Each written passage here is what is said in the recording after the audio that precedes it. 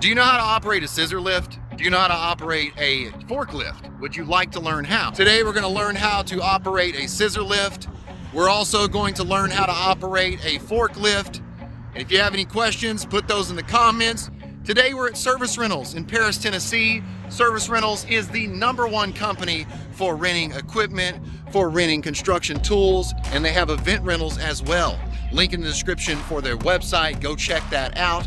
As an HVAC contractor, you may need to operate a scissor lift or a forklift. You may need to rent that type of equipment because you may need that to help either install your project's equipment, or maybe your spiral ductwork, or you're a technician that needs to work on a hanging heater that's 20 foot, 30 foot off the ground. Before we get started with today's video, hit that like button, subscribe, and hit the bell, ding, so you know what I'm doing. If you want to become a member, you want more members only videos, and you want me to help you with your project or give you tech support, click that join button, become a member.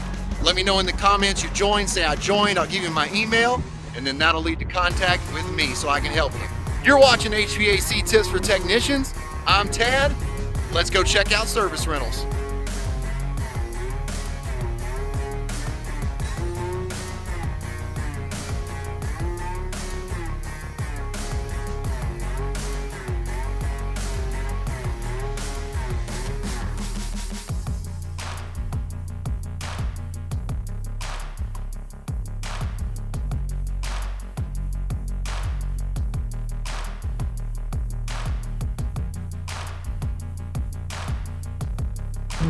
This is a scissor lift. It's a JLG. It's a R1932. 32 is the width of the basket, and then 19 is how tall this scissor lift will go. So we're going to run through how to operate this scissor lift real quick here.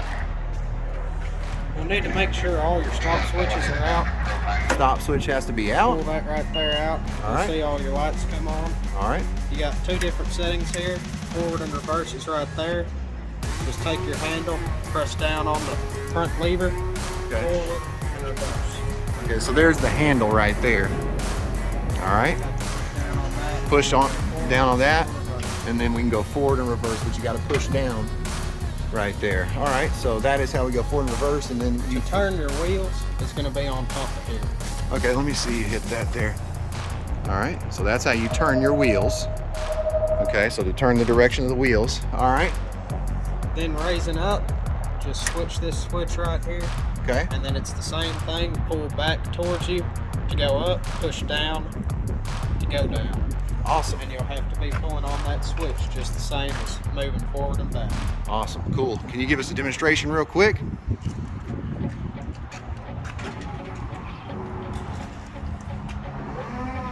Okay, so he's pulling back on that lever, and it's lifting it up.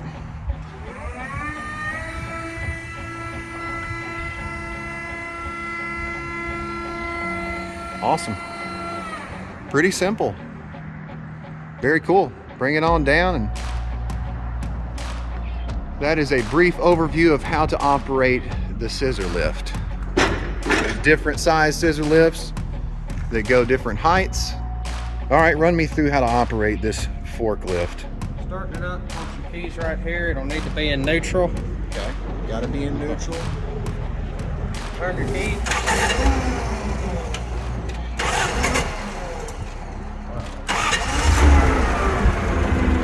All right. Throttle is going to be right there, just like on a car. All right, throttle's right there. Brake is in the middle. Brakes in the middle, And you got a clutch. and a on the clutch. left side. Awesome.